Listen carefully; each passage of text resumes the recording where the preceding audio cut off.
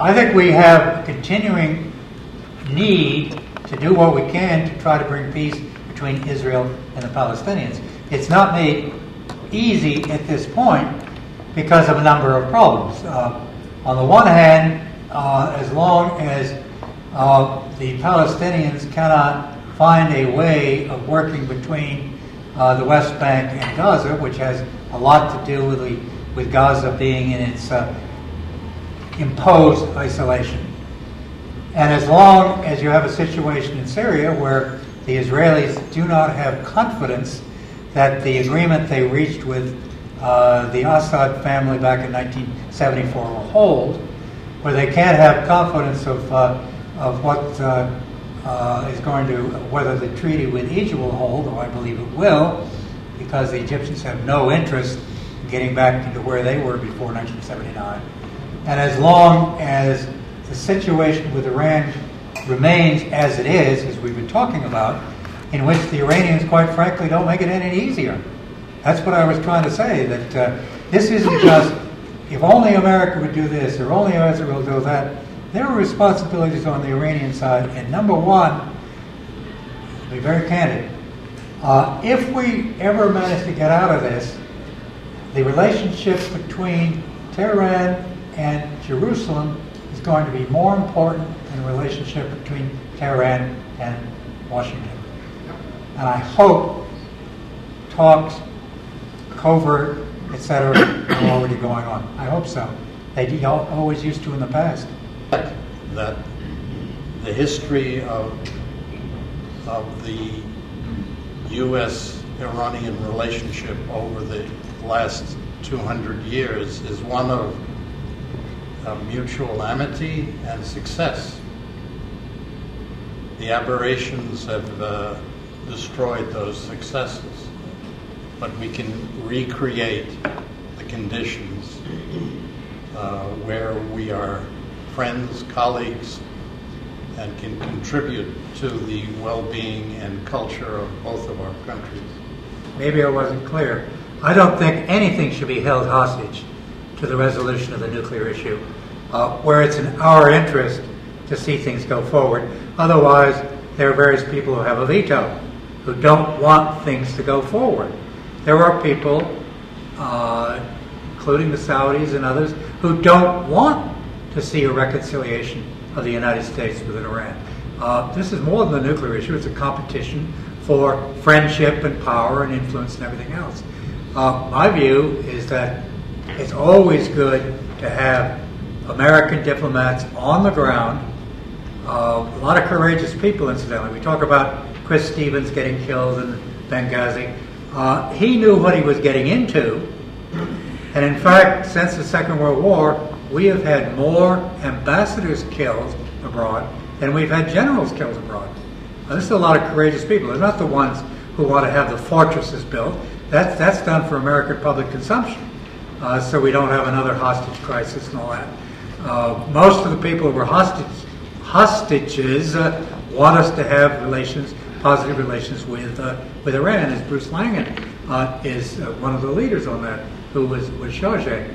So I think it's very important if that could be worked out in a way that it wouldn't be somehow vetoed by the Iranians. Absolutely. Let's do it. Imagination, Ambassador. Pardon? Imagination is needed. There are different ways you can have somebody sitting in Tehran, even if the idea has never tried so far. Well, we do have an intersection in what, Abu Dhabi is it, or Dubai? I know we could go to Jeddah. Incidentally, as far as I know, somebody correct me if I'm wrong, we are the only country in the world that refuses to talk to people unless we like them. Even the Israelis talk to everybody. Yes, please. Before you talk about in 2007, Columbia University hosted President Ahmadinejad, and we had an event that, as far as I can tell, was one of the most educational events in recent American history, because Americans got to see the actual ruler of Iran without being filtered through the New York Times, the New York Post, or Fox News, or something like that. That event, I think, was a fiasco for both sides. I think the President of Colombia made a mark in the history of hospitality that will never be eclipsed. And I think that the opportunity that Mr. Ahmadinejad had to talk to the American people was completely squandered, despite the fact that I offered to write a speech. I decided then I shouldn't interfere so much, so I did not do so. Now I feel I should have.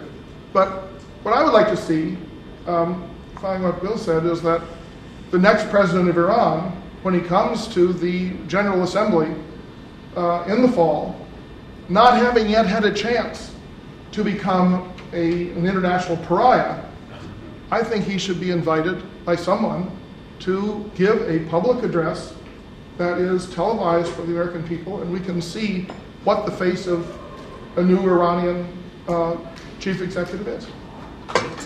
That's a very good idea. Let me just add a couple of words. Incidentally, when the President of Colombia did what he did, I said, I bet you Mr. Ahmadinejad contributed $100,000 to the Columbia Endowment so he'd make this speech to help him back at home. I mean, that was just amazing. Look, it is time for the Americans to get over the hostage crisis and for the Iranians to get over Mossadegh. Incidentally, the more people look at Mossadegh, the more people say he wasn't such a great guy. He was a tool of Tuda. He was a tool of the Soviet Union. No. He was not. No, there's a disagreement on this. Okay. Disagreement? Was it? All right. State Department didn't think so. Well, let's not get into They lied. that. We could debate that afterwards. What I'm trying to get at is we got to get beyond that. But until we find a way to deal with the Israeli component of this, none of this back and forth is going to mean a damn thing, because the veto will continue to be there, just as the veto was there on the invasion of Iraq. The suggestion that was made by my good friend here,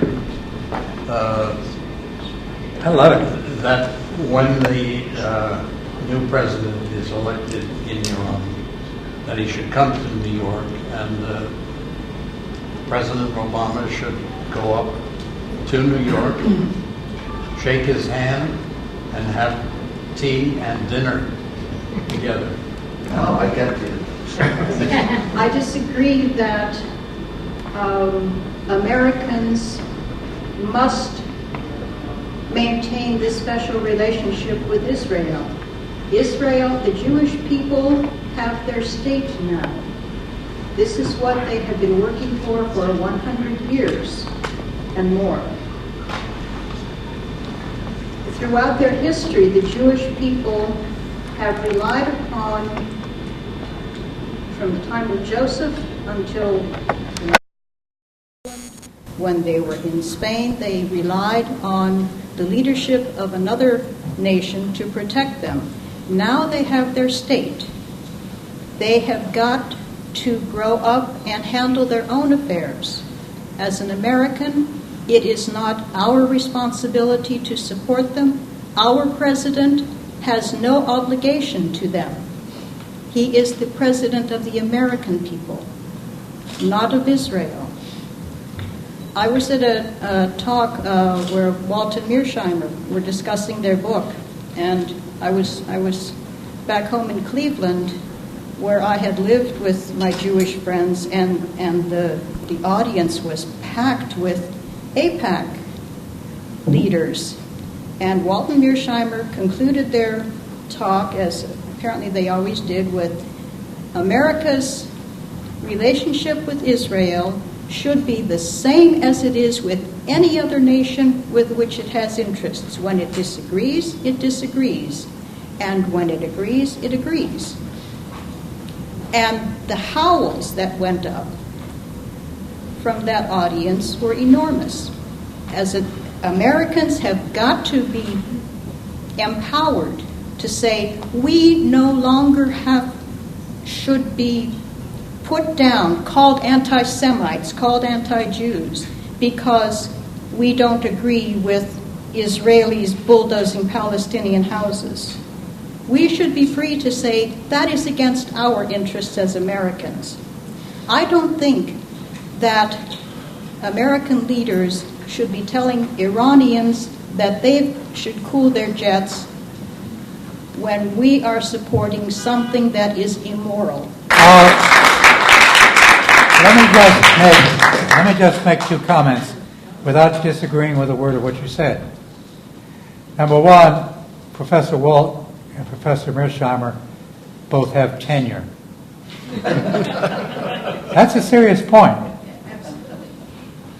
I've been blacklisted by 3 NPR outlets because I opposed the invasion of Iraq. I'm blacklisted 10 years later, okay? And not just by them.